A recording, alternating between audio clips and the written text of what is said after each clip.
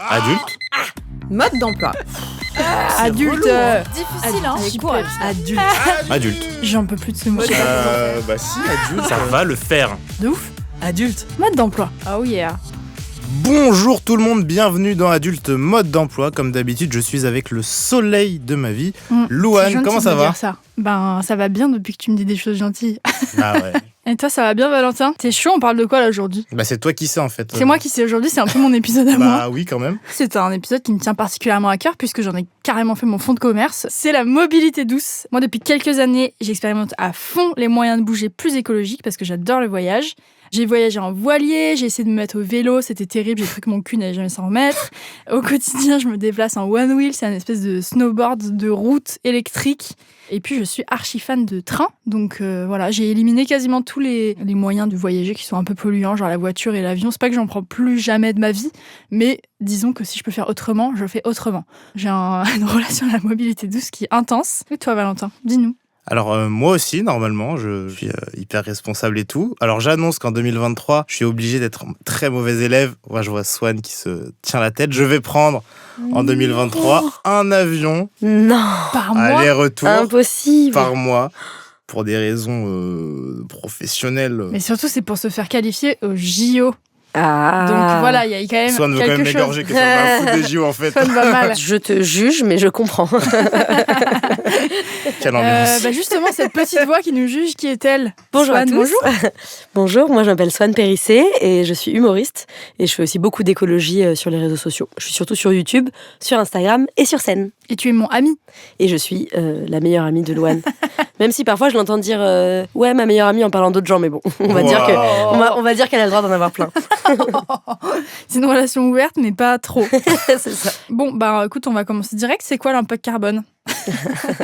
Donc l'impact carbone, qu'on appelle aussi l'empreinte carbone, en fait c'est une espèce d'empreinte écologique de notre consommation. Donc c'est ce que notre consommation produit en émissions de gaz à effet de serre. Et je sais pas si vous êtes au courant, mais les émissions de gaz à effet de serre, c'est pas ouf pour le réchauffement climatique. Et en fait, c'est une mesure qu'on peut faire à l'échelle individuelle ou à l'échelle d'un pays ou d'un groupe de pays pour se rendre compte de si on contribue grandement ou pas au réchauffement climatique. Dans le monde, juste pour info, les gens qui ont le moins d'empreinte carbone par individu, c'est les pays pauvres, les gens qui habitent dans les pays pauvres, et c'est eux qui vont le plus souffrir du réchauffement climatique. Ceux qui ont le plus d'empreinte carbone, ce sont les riches des pays développés comme les nôtres. Si je ne m'abuse, les 150 plus riches de la planète ont un bilan carbone qui va jusqu'à 3 millions de tonnes de CO2 par an. Oh, 3 millions? Yes. Et en moyenne, les Français, c'est 10 tonnes de CO2 par an. Et pour éviter d'avoir un monde, en gros, on fire, pour de vrai, il faudrait qu'on arrive tous à avoir à peu près 2 tonnes de CO2 par an. Ah oui, Donc, 5 on fois en est moins loin. quand même. Ouais, 5 fois moins. Quels sont les transports les moins polluants? Comment on peut s'y prendre pour essayer de réduire de 5 fois son empreinte carbone? Les transports les moins polluants pour faire, par exemple, du tourisme ou des aventures, c'est à pied et à vélo.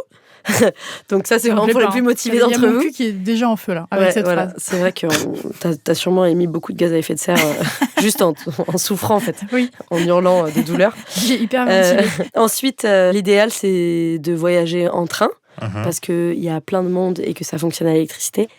Et ensuite, en bus, quand les bus sont remplis. Et les moyens de transport les plus polluants, c'est la voiture individuelle. Donc, genre, une personne dans une voiture, une grosse voiture.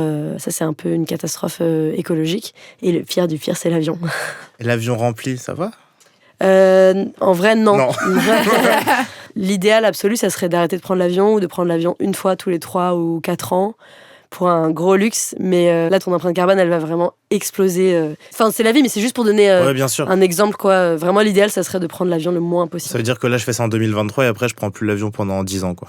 Ben, ou alors, tu trouves d'autres moyens en 2023, tu fais un voyage sur 2 en train. Mais de toute façon, on n'est pas là pour juger ton année 2023. C'est trop tard, je regarde ton regard, Swan. Non, mais oui, c'est vrai que l'avion, c'est extrêmement polluant, même si l'avion est rempli. Du coup, tu parlais justement des bus remplis. C'est quoi cette histoire? Parce que moi, j'entends souvent que le bus, c'est pas polluant et tout, mais le bus, c'est quand même gros. Du coup, ouais, un bus, c'est super polluant si t'es tout seul dans le bus. Une voiture avec une personne à l'intérieur, c'est très polluant par personne. Mais s'il y a 5 personnes dedans, ça devient limite écolo, quoi. C'est pour ça que le covoiturage, c'est super important. Blablacar, même le covoiturage pour les petites distances, etc. D'ailleurs, à propos du covoiturage, je peux vous donner plein de sites qui aident au covoiturage. Donc, il y a Blablacar, bien sûr, mais il y a aussi Blablacar Daily pour les petits trajets. Il y a Coupe Go, Ecov, La Roue Verte, Mobicop, Caros Klaxit Instant, bref, ça ne s'arrête pas. Et il y a des primes de l'État pour faire du covoiturage. Donc vous pouvez gagner, par exemple, pour les trajets de moins de 80 km, 25 € qui sont offerts lors du premier trajet. Et au bout de 10 trajets, vous pouvez avoir jusqu'à 75 €. Et pareil, il y a des aides pour les longs trajets de plus de 80 km. Donc on est fortement incité à faire du covoiturage. Plus d'excuses. Comment on fait pour s'y mettre au vélo ? Comment on fait pour vouloir en faire en ville, vouloir en faire pour aller au boulot ? Comment on fait pour ne pas se le faire voler ?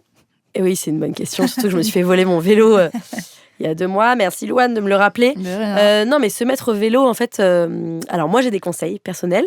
Première chose, ça devrait être politique en fait de pouvoir avoir des vélos qui ne se font pas voler. On devrait mettre des caméras, faire en sorte que les assurances remboursent quand les vélos sont volés. Donc déjà, c'est pas que de la faute individuelle si on ne prend pas le vélo et si c'est pas facile de se déplacer à vélo. Il faut plus de pistes cyclables, il faut que ce soit moins dangereux, etc. Bon, ça mis à part, voilà mes conseils si vous voulez faire du vélo en ville. Première chose, prendre un vélo pas trop beau, pas trop neuf. Donc un vélo genre un peu pourri, comme ça personne ne va avoir envie de vous le voler. Avoir 2 cadenas en U. Et pas des cadenas genre en plastique ou genre avec des petites chaînes faciles à voler. Et je vous conseille vraiment d'avoir un porte-bagages avec un porte-sacoche sur votre porte-bagages. Comme ça, c'est super simple. Parce que souvent, ce qui est galère à vélo, c'est que tu dois porter plein de trucs dans ton sac à dos ou des trucs comme ça. Donc là, si tu as des petites sacoches derrière, si tu as une petite sonnette, une petite lumière devant, une petite lumière derrière, bah, c'est vachement pratique d'utiliser son vélo. Trop chouette. Et on nous dit dans l'oreillette qu'il y a aussi des aides de l'État pour acheter des vélos neufs avec des sommes qui peuvent être assez importantes. Alors moi, j'ai fait des petites recherches juste avant cet entretien et j'ai vu exactement les détails des aides au vélo. Donne-nous tout ça. Voilà, donc ça sera avec plaisir de vous expliquer. Pour les personnes majeures domiciliées en France qui ont un revenu fiscal inférieur à 14 000 €. Donc ça veut dire qu'on est aidé si on gagne moins de 14 000 € par an. Donc, c'est vraiment pour les ménages modestes. En gros, on va avoir des aides, par exemple, de 150 € pour un vélo normal.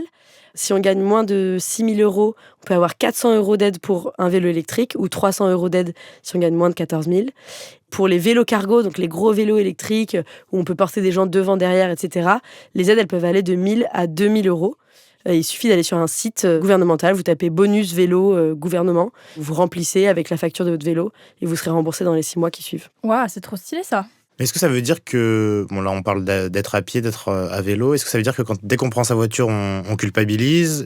Comment on essaie de limiter tout ça ? Il y a des gens qui ont du mal à ne pas utiliser la voiture. Bien sûr. Déjà, c'est pas du tout la même chose si on habite en ville ou si on habite à la Cambrousse. À la campagne. La Cambrousse. Ouais, le mépris. J'ai vécu à la campagne pendant 2 ans. C'est pas ce que vous croyez. J'ai souffert. Non, mais c'est pas du tout la même chose, bien sûr. L'idéal, en fait, c'est de mutualiser les véhicules.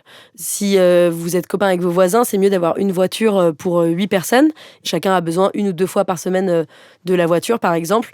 Ça fait que y a un seul véhicule pour 8 personnes, et ça, c'est super pratique parce que tu mutualises un objet super polluant qui coûte super cher à assurer, qui coûte super cher à remplir en essence, etc. De faire du covoiturage le plus possible, surtout pour les grandes distances. Et ça, c'est très simple et ça se fait de plus en plus, surtout avec les prix de l'essence qui ont augmenté. Si vous allez au travail, je sais pas, à 20 minutes en voiture, et vous trouvez des collègues qui sont pas trop loin. Vous passez les chercher un jour sur 2, c'est plutôt chouette. Et de façon politique, il faut absolument développer les transports en commun, surtout dans des endroits où il y en a pas, quoi. Parce que les gens, parfois, ils dépendent complètement de la voiture individuelle pour aller faire les courses, pour amener les enfants à la crèche, pour aller au travail. Bien entendu, la culpabilité n'est pas qu'individuelle, quoi. Ouais, c'est un point hyper important parce qu'il y a ce qu'on peut faire à son échelle, donc prendre ou pas sa voiture, sauf qu'il faut dans des endroits que des choses soient mises en place pour les personnes, ce que tu dis d'un point de vue politique. Je le rappelle et je le dis à chaque fois que je peux le dire, mais le GIEC explique que les efforts individuels sont indispensables, mais qu'ils ne seront pas suffisants et qu'il faut absolument que les collectivités locales, les États, etc. mettent les infrastructures en place pour rendre ça possible. Tout le monde doit faire des efforts, mais si t'es obligé de prendre ta voiture pour aller au travail, 1 heure le matin, 1 heure le soir, tu fais de ton mieux et puis voilà, quoi. Il est vrai. Parlons d'infrastructure, parlons de train. Je cherchais. Très belle transition. On dit souvent que le train, ça pollue pas. Est-ce que c'est vrai ? Alors, non, c'est pas vrai. Il n'y a rien qui pollue pas. Enfin, être un humain sur Terre, ça pollue. Être un humain sur Terre dans notre société, en France, ça pollue énormément. Oui. La rumeur dit que ça pollue pas parce que ça n'émet pas beaucoup de gaz à effet de serre. Parce que c'est électrique de se servir d'un train. Mais par exemple, ça fait fonctionner les centrales nucléaires à foison. Donc on n'est pas là pour parler du nucléaire, mais ça ne va pas contribuer directement au réchauffement climatique. Mais on ne peut pas dire que les centrales nucléaires ne polluent pas, puisqu'elles gardent en leur sein des déchets dont on ne sait pas se débarrasser et qui vont être encore existants dans 100 000 ans ou 300 000 ans.